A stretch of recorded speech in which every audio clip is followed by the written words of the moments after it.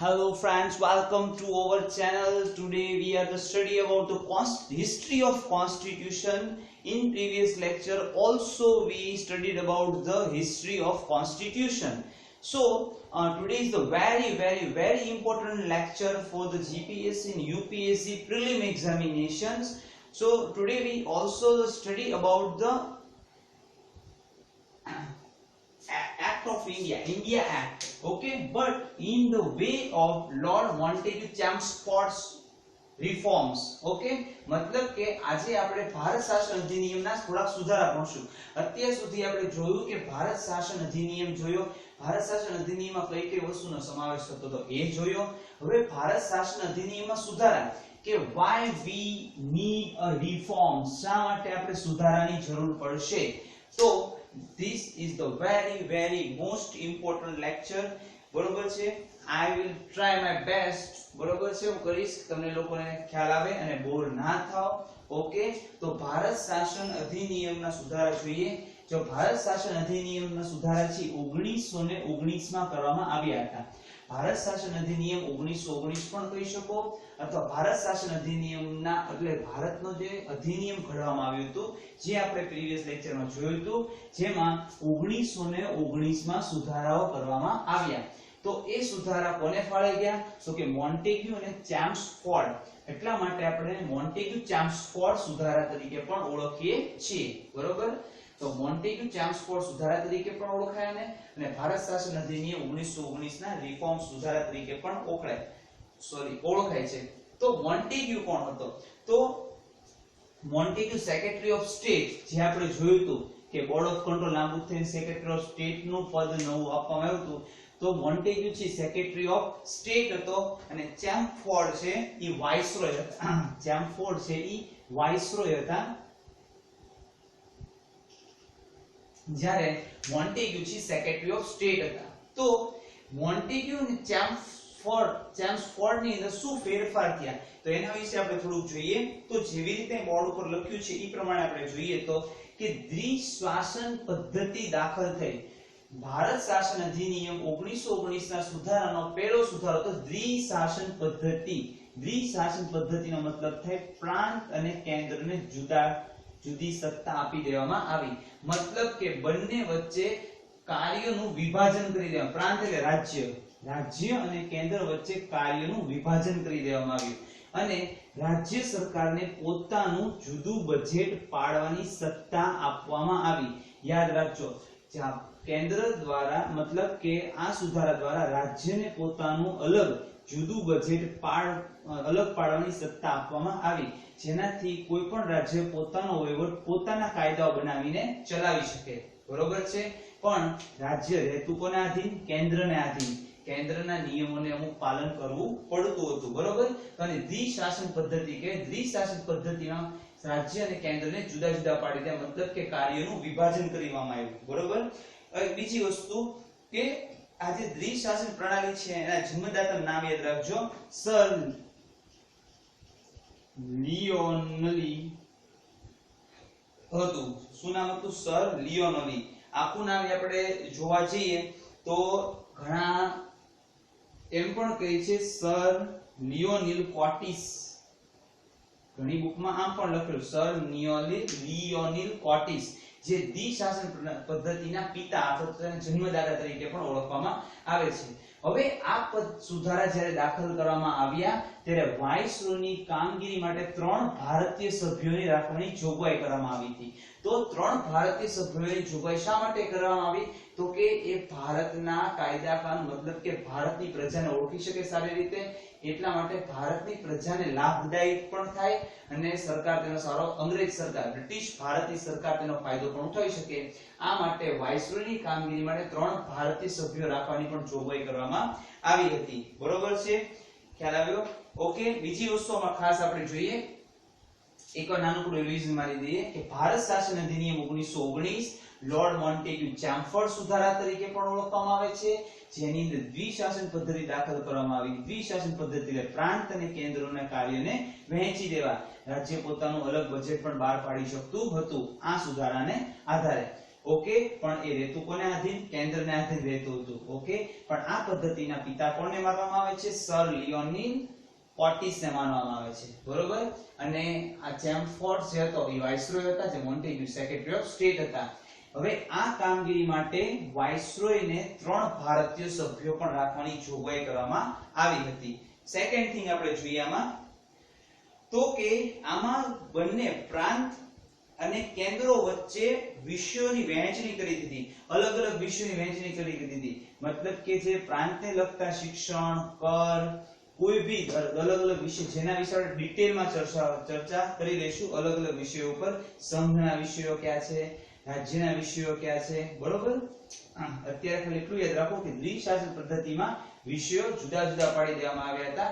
આમાં કયા કયા વિષયો જુદા પાડ્યા એના વિશે ચર્ચા કરવામાં નથી આવી, કારણ કે રાજ્ય સરકાર એ કેન્દ્ર સરકારને આધીન રહેતું હતું. માટે માત્ર બજેટ પોતાનું બહાર પાડી શકતું હતું. વહીવટ છે કેન્દ્ર સરકારને આધીન રહેતો હતો. આ માટે તેના વિષયોને આ સુધારામાં અલગ પાડવામાં નથી આવ્યા. એ વસ્તુ ખાસ યાદ રાખવી. બીજી વસ્તુ કે આ સુધારામાં સૌથી મોટી વસ્તુ થઈ તો દ્વિગૃહી ધારાસભા. દ્વિગૃહી ધારાસભા મતલબ કે લોકસભા અને રાજ્યસભાનું નિર્માણ થયું. લોકસભા અને રાજ્યસભા. લેજિસ્લેટિવ એસેમ્બલી, લોકસભા એટલે લેજિસ્લેટિવ એસેમ્બલી, બરોબર છે. અને કાઉન્સિલિંગ ઓફ સ્ટેટ, રાજ્યસભાનું નિર્માણ કરવામાં આવ્યું, તૈયાર કરવામાં રાજ્યસભા. બરોબર છે. જુદા જુદા કાર્યો માટે પ્રાંતીય સરકાર જે હતી, પ્રાંતની સરકાર જે હતી, તો પ્રાંત સરકારમાં દ્વિશાસન પ્રણાલી હોવાથી બધા જ વિષયો આરક્ષિત અને હસ્તાંતરિત બે ભાગમાં વહેંચી દેવામાં. યાદ રાખજો, પ્રાંતીય સરકારની અંદર હસ્તાંતરિત વિષયો, હસ્તાંતરિત અને આરક્ષિત વિષયો જેનું રિઝર્વેશન શક્ય છે. હસ્તાંતરિત વિષયો એટલે એવા વિષયો કે જ્યારે કોઈ પણ પ્રોબ્લેમ પડે ત્યારે કેન્દ્રને ટ્રાન્સફર કરી શકાય. બરોબર છે. અને રાજ્ય સરકારનો વડો ત્યારે ગવર્નર, રાજ્યનો વડો કહેવાતો હતો. બરોબર, જે રાજ્ય માટે જવાબદાર ઠેરે.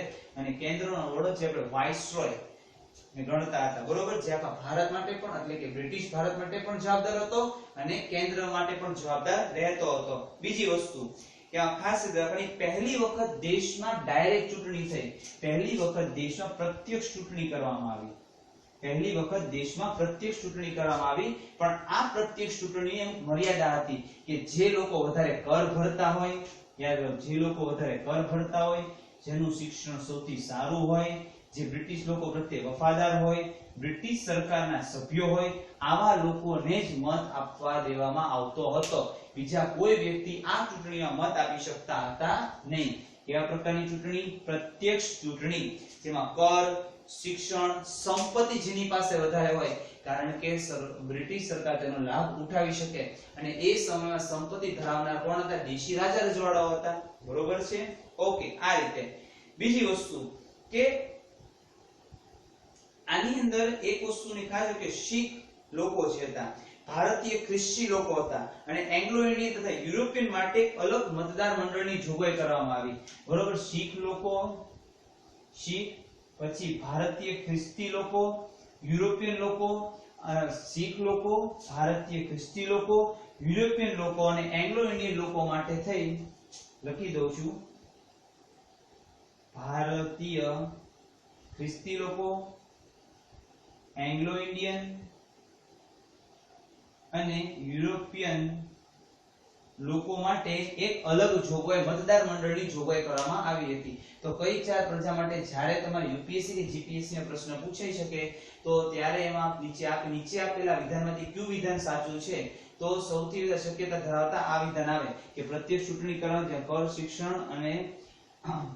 શિક્ષણ અને સંપત્તિને આધારે તેની મતદાર મંડળ અલગ પાડવામાં આવ્યું હતું. તે લોકો મતદાન કરી શકતા, તેની મર્યાદા હતી ચૂંટણી. બરોબર. પછી આ વાઇસરોયની કામ 3 ભારતીય સભ્યોની જોગવાઈ કરવામાં આવી હતી. આવા વિધાન પણ હોઈ શકે. દ્વિશાસન પદ્ધતિના જનક લિયોનિલ પોર્ટિસ હતા, એ પણ હોઈ શકે છે. અને પ્રાંત સરકારના જે હસ્તાંતરિત આરક્ષિત બે વિષયની અંદર વિભાગ પાડી દીધા, એ પણ હોઈ શકે. અને ધર્મને આધારે હોય તો શીખ, ભારતીય ખ્રિસ્તી, એંગ્લો ઇન્ડિયન અને યુરોપિયન લોકો. એંગ્લો ઇન્ડિયન વિશે આપણે ડિટેલમાં ચર્ચા કરશું જ્યારે રાષ્ટ્રપતિ વિશે ડિટેલમાં ભણીએ ત્યારે. બરોબર છે. અત્યારે યાદ રાખી લેજો ખાલી. જોઈએ હવે હસ્તાંતરિત વિષય છે તો હવે આની વિશે ચર્ચા કરી હસ્તાંતરિત વિષય અને આરક્ષિત વિષયો પર. તો હસ્તાંતરિત જે વિષય પર ગવર્નરનું શાસન રહેતું, હસ્તાંતરિત વિષયો પર ગવર્નરનું શાસન રહેતું, યાદ રાખજો. હસ્તાંતરિત વિષયો પર ગવર્નરનું શાસન રહેતું હતું, જ્યારે આ બીજી વસ્તુ ને આ કાર્ય કરવા માટે મંત્રીઓ મદદ લેતા હતા. મતલબ કે જ્યારે ગવર્નર છે એને હસ્તાંતરિત વિષયો પર કાર્ય કરવું હોય ત્યારે તે મંત્રીઓની મદદ લેતા. બીજી વસ્તુ તમને હસ્તાંતરિત વિષયો વિશે થોડુંક ડિટેલમાં કહેવા જાવ તો હસ્તાંતરિત વિષય એટલે એવા પ્રકારના વિષય થાય જેમ કે આપણે education department is a one type of the હસ્તાંતરિત ડિપાર્ટમેન્ટ. હસ્તાંતરિતનો મતલબ એમ થાય કે પ્રાંતને કેન્દ્ર તરફ વાળી દો તો કેન્દ્રને પ્રાંત તરફ, અથવા બીજા કોઈ રાજ્ય તરફ વાળી દો, અથવા તો કે બીજા કોઈ રાજ્યની પ્રણાલીને આપણે આપણા રાજ્યમાં એપ્લાય કરી શકીએ, મતલબ કે હસ્તાંતરણ કરી શકીએ, અથવા તો આપણી રાજ્યની અંદર જે કંઈ ચાલે છે એનું હસ્તાંતરણ બીજા રાજ્યમાં પણ કરી શકીએ કામોનું. બરોબર છે. દાખલા તરીકે આપણે જોવા જઈએ તો અત્યારે દિલ્હીનો જે એનસીઆરટી સિલેબસ છે એમાં તો દિલ્હીના રાજ્ય પૂરતો હતો, જેનું હસ્તાંતરણ તે ગુજરાત રાજ્યમાં કરવામાં આવ્યું. મતલબ કે એનું પાલન થયું, એનું બરોબર આચરણ થયું, આપણે કહી શકીએ તો એક જાતનું હસ્તાંતરણ થયું. તો એ બધું કોણ સંભાળતા? ગવર્નર. આ શિક્ષણ ડિપાર્ટમેન્ટ લીધો. આવા જે દરેક ડિપાર્ટમેન્ટ છે જેની એવરી યર ચેન્જ કરવો પડે છે, બરોબર, એવરી યર ચેન્જ કરવો પડે છે, તે એક જાતનો હસ્તાંતરિત વિષય છે. બરોબર. આરક્ષિત જેની અંદર રેલવે, ટ્રાન્સપોર્ટેશન સર્વિસ બધી આવશે, ઇમ્પોર્ટ એક્સપોર્ટ, ટેક્સીસ. આમાંની ટેક્સીસ આમાં છે કારણ કે તેમાં ફેરફાર થાય છે. જેમાં ફેરફાર થાય, જેમાં ફેરફાર કરવો પડે તે હસ્તાંતરિત વિષય તરીકે પણ ઓળખાય. આરક્ષિત એટલે જ્યાં ફેરફાર ના થાય, જે એકદમ કોન્સ્ટન્ટ રહે તે આરક્ષિત વિષયો છે. બરોબર છે. બીજી વસ્તુ કે જે વિધાન પરિષદ પ્રતિ જવાબદાર હતા, બરોબર છે, કોણ? હસ્તાંતરિત લોકો. બીજી વસ્તુ કે આરક્ષિત વિષયો છે એ કાર્યપાલિકા પરિષદની મદદથી શાસન કરતા હતા. આરક્ષિત વિસ્તારો છે કાર્યપાલિકા, નગરપાલિકા, મહાનગરપાલિકા. અને બીજી વસ્તુ આરક્ષિત વિષયો છે એમાં ટ્રાન્સપોર્ટેશન લ્યો તો ટ્રાન્સપોર્ટેશન પેલા લોકલ ટ્રાન્સપોર્ટેશન ની વાત છે. લોકલ ટ્રાન્સપોર્ટેશન પર લઈ શકાય, સ્ટેટ ટ્રાન્સપોર્ટેશન પણ તમે સમાવેશ કરી શકો, પણ પાલિકા બધી એક સાથે જોડાય અને એક બિગ સ્ટેટ બને અને ઈ સ્ટેટ નું જે ટ્રાન્સપોર્ટ બને, બરોબર છે, એ રીતે આરક્ષિત વિષયની ચર્ચા અહીં કરવામાં આવી છે. બીજી વસ્તુ જોઈએ આપણે અહીંયા કે સૌ પ્રથમવાર આપણે જોયું કે કેન્દ્રીય બજેટ અને રાજ્ય બજેટને અલગ કરી દેવામાં આવ્યું. બીજી વસ્તુ કે આ અધિનિયમને લંડનમાં ભારતના ઉચ્ચ એટલે હાઈ કમિશનના કાર્યાલયનું નિર્માણ કર્યું. લંડનની અંદર આ અધિનિયમે લંડનમાં ભારતના ઉચ્ચ કમિશનનું નિર્માણ કર્યું હતું 1919 માં. બરોબર. અત્યાર સુધીમાં ભારતના સચિવ દ્વારા કરવામાં આવતું હતું, પરંતુ હવે લંડન દ્વારા કરવામાં આવશે. ભારતમાં જે સચિવની નિમણૂક થઈ આપણે જોયું હતું ગયા સુધારામાં કે સચિવની નિમણૂક કરવામાં આવી, સચિવ નવું પદ આપવામાં આવ્યું હતું. તો સચિવની જગ્યાએ હવે લંડનની સંસદ દ્વારા અથવા તો લંડન દ્વારા એક રચાયેલી કમિશન છે એના દ્વારા કરવામાં આવતું હતું. આની બધી દેખરેખ અને નિયંત્રણ કરવામાં આવતું હતું. બીજી વસ્તુ કે જાહેર સેવા ભારત માટે 1924 માં કેન્દ્રીય જાહેર સેવા આયોગની રચના થઈ. ખાસ યાદ રાખજો કે જાહેર સેવા એટલે સરકારી સેવા માટે જાહેર સેવા આયોગ ની સ્થાપના 1924 માં કરવામાં આવી, જેની અંદર જાહેર સેવાઓનો ઉલ્લેખનીય કરેલો. જાહેર એટલે સરકારી સેવાઓ બધી, બરોબર છે. બીજી વસ્તુ કે આ અધિનિયમ જે છે એ કાયદાકીય આયોગનું નિર્માણ કર્યું છે અને જેનું કાર્ય 10 વર્ષ પછી આ અધિનિયમની વ્યવસ્થિત તપાસ અને રિપોર્ટ રજૂ કરવા માટે એક આયોગ નિર્માણ કર્યો. હવે સાંભળો, આ આયોગની નિર્માણ તો થઈ ગયું, આ આયોગની અંદર ઘણી બધી બાબત કહેવામાં આવી, જેમ કે આપણે જોયું એમ વિષયો અલગ કરી દીધા. હસ્તાંતરિત વિષયો ગવર્નરને જવાબદાર છે, આરક્ષિત વિષયો પાલિકાને જવાબદાર છે. જાહેર સેવા આયોગ વિશે જોયું આપણે 1924 ની સ્થાપના, મતલબ કે ઘણી બધી પ્રત્યક્ષ ચૂંટણી થઈ, લોકસભા રાજ્યસભા તૈયાર કરવામાં આવી. ટૂંકમાં ઘણી બધી વસ્તુ સુધારા વધારા કર્યા મોન્ટ ચામફોર્ડ સુધારાની અંદર.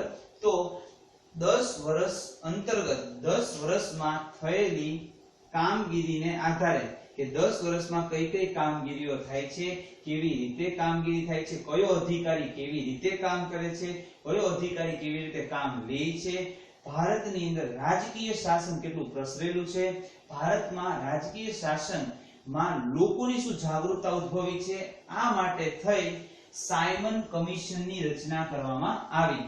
બરોબર છે. જે સાયમન કમિશન ઇંગ્લેન્ડની સંસદ દ્વારા તૈયાર કરવામાં આવ્યું હતું, ભારતમાં નહીં, ઇંગ્લેન્ડની સંસદ દ્વારા, જે લોર્ડ અને મોન્ટેગ્યુ અને ચેમ્સફોર્ડ સુધારા થયા હતા.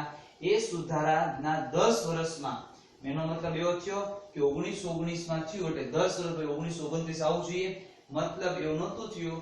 જ્યારે 1919 સુધારા કરવામાં આવ્યા ત્યારે સાયમન કમિશન ઇંગ્લેન્ડથી બનાવવામાં આવી દીધું હતું. બરોબર છે.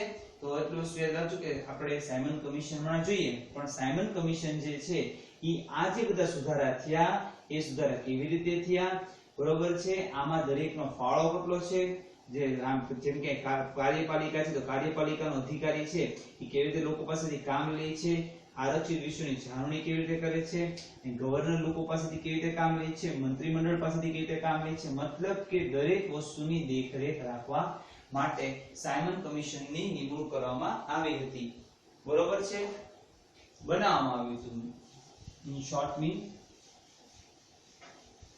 તો હવે આપણે સાયમન કમિશન વિશે જોઈએ કે સાયમન કમિશન છે શું. મેં તમને કીધું એમ કે 1919 માં થયેલા સુધારામાં છેલ્લા 10 વર્ષમાં, મતલબ કે 10 વર્ષમાં આવેલા પરિવર્તન ક્યાં ક્યાં છે, કેવા કેવા થયા છે, કેવા કેવા પરિવર્તન થયા છે. બરોબર. 1919 માં થયેલા સુધારા, 1919 માં થયેલા સુધારામાં 10 વર્ષમાં આવેલા પરિવર્તન ક્યાં ક્યાં છે, કેવા કેવા છે, લોકોએ કેવા કેવા પ્રકારનું, મતલબ કે મંત્રીમંડળે કેવા પ્રકારનું કામ કર્યું છે, ગવર્નરે મંત્રીમંડળ પાસેથી કેવા પ્રકારનું કામ લીધું છે, કાર્યપાલિકાના જે પ્રમુખ હોય એ કાર્યપાલિકામાં ફરજ બજાવતો અધિકારી હોય તો આ અધિકારી દ્વારા કેવા પ્રકારનું કાર્ય કરવામાં આવે છે, લોકો ઉપર રાજકીય અસર કેવા પ્રકારની થઈ છે. તો દરેક વસ્તુને જોવા માટે સાયમન કમિશન ઇંગ્લેન્ડથી આવ્યું હતું, ઇંગ્લેન્ડની સંસદમાંથી આવ્યું હતું. ક્યાંથી આવ્યું હતું? ઇંગ્લેન્ડની સંસદે પસાર કર્યું હતું સાયમન કમિશન. બરોબર છે. હવે આ સાયમન કમિશન ઇંગ્લેન્ડથી પસાર થયું હોવાથી આમાં એક પણ ભારતીયનો સમાવેશ થયો હતો નહીં. તેથી ભારતમાં સાયમન કમિશનનો બહુ બહોળો વિરોધ થયો હતો. બરોબર છે. જેના માટે તો કે હિન્દુ મહાસભા દ્વારા મુસ્લિમ લીગ, હિન્દુ મહાસભા, પછી મુસ્લિમ લીગ અને કોંગ્રેસ જેવા અને ગ્રુપ છે એ સાયમન કમિશનનો વિરોધ કરતા હતા. કારણ કે ઇંગ્લેન્ડમાં સાયમન કમિશન બન્યું હતું અને એમાં એક પણ ભારતીયનો સમાવેશ કરવામાં આવ્યો હતો નહીં. બરોબર છે. બીજી વસ્તુ કે સાયમન કમિશન ની રચના છે એ સર જ્હોન સાયમન. હવે આપણે થોડું અંદર જોઈએ ડિટેલમાં. આપણે તમને પ્રસ્તાવના કીધી એમ કે પ્રસ્તાવનામાં આપણે જોયું કે ઇંગ્લેન્ડથી સાયમન કમિશન આવ્યું હતું. હવે સાયમન કમિશન રિયલમાં શું છે એ જોઈએ આપણે. તો કે ભારતના તાત્કાલિક વાઇસરોય લોર્ડ ઇરવિન, ભારતના એ સમયે આ 1970 લોર્ડ ઇરવિન હતા. ભારતના તાત્કાલિક વાઇસરોય લોર્ડ ઇરવિન હતા. 8 નવેમ્બર 1927, યાદ રાખજો, 8 નવેમ્બર 1927 ના રોજ સાયમન કમિશન જાહેર કરવામાં આવ્યું સર જ્હોન સાયમનની અધ્યક્ષતા હેઠળ. 8 નવેમ્બર 1927 ના રોજ સાયમન કમિશન જ્હોન સાયમનની અધ્યક્ષતા હેઠળ રજૂ કરવામાં આવ્યું. જેમાં 7 સદસ્યોવાળી કમિશન હતી. જેમાં કેટલા સદસ્યો હતા? 7 સદસ્યોવાળી કમિશન હતી, પરંતુ એક પણ ભારતીયનો સમાવેશ કરવામાં આવ્યો હતો નહીં. બરોબર છે. બીજી વસ્તુ તો આ કમિશનના બધા બ્રિટિશ લોકો હોવાથી અને આ ઇંગ્લેન્ડની સંસદમાંથી પસાર થયું હોવાથી ભારતમાં આનો બહોળો વિરોધ થયો હતો. બરોબર છે. બીજી વસ્તુ કે આ કમિશનની જવાબદારી એવી સોંપવામાં આવી કે ભારતમાં બ્રિટિશ પ્રણાલી કઈ રીતે કાર્ય કરે છે, વિવિધ બ્રિટિશ વહીવટી સંસ્થાઓ કઈ રીતે ફરજ બજાવી રહી છે, લોકોમાં રાજકીય જાગૃતતા કેટલી હદે વધી છે, જવાબદાર બ્રિટિશ શાસન પ્રણાલી જે કોઈ છે એને રીત કઈ રીતે છે, એની પરિવર્તન કઈ રીતે છે, પરિવર્તન કેવી રીતે લાવે છે, આ દરેકે દરેક વસ્તુ સાયમન કમિશનમાં આવી જાય છે. બરોબર, મતલબ કે one type of audit of Indian act, એટલે કે ભારત શાસન અધિનિયમની ઓડિટ કરવા માટેનું કમિશન નિમણૂક કરવામાં આવ્યું, એ તો સાયમન કમિશન 1927. બીજી વસ્તુ કે આ સાયમન કમિશન જ્યારે 3 ફેબ્રુઆરી, યાદ રાખજો, આ સાયમન કમિશન 3 ફેબ્રુઆરી 1928 ના રોજ ભારત આવ્યું, મુંબઈ ખાતે. 3 ફેબ્રુઆરી 1928 ના રોજ ભારત આવ્યું, મુંબઈના બંદર પર આવી ઉતર્યું. 7 સભ્યો વાળું આવ્યું હતું. બરોબર છે. અને વિરોધ પ્રદર્શન થયા, અને વિરોધ પ્રદર્શનની અંદર સાયમન ગો બેક ના નારા લગાવવામાં આવ્યા હતા, કારણ કે ઇંગ્લેન્ડ થી આવ્યું હતું, ભારતને નુકસાનકારક હતું, 7 સભ્યો હતા, ભારત એકે હતો નહીં. તેના વાઇસરોય હતા તત્કાલીન વાઇસરોય લોર્ડ ઇરવિન. બરોબર છે. તો આ રીતે સાયમન કમિશનની રચના કરવામાં આવી હતી. બરોબર છે. I hope you like this. હવે બીજી વસ્તુ આપણે નેહરુ રિપોર્ટ અને ભારત સરકાર અધિનિયમ નેક્સ્ટ વિડિયોમાં જોશું, કારણ કે આના વિશે થોડી વધારે ડિટેલમાં ચર્ચા આપણે કરવાની છે. બરોબર, તો આની પછી થોડા 6-7 બીજા સુધારા જોઈ અને બંધારણનો ઇતિહાસ નેક્સ્ટ લેક્ચરમાં આપણે પૂરો કરશું. તો આ હેતુસર આપણે આ નેક્સ્ટ વિડિયોની અંદર જોઈ લઈશું. Okay, thank you so much for watching and please share and subscribe and comment કરો, તો અમને ખ્યાલ આવશે કે તમને કઈ રીતનો લેક્ચર લાગ્યો. Okay, thank you.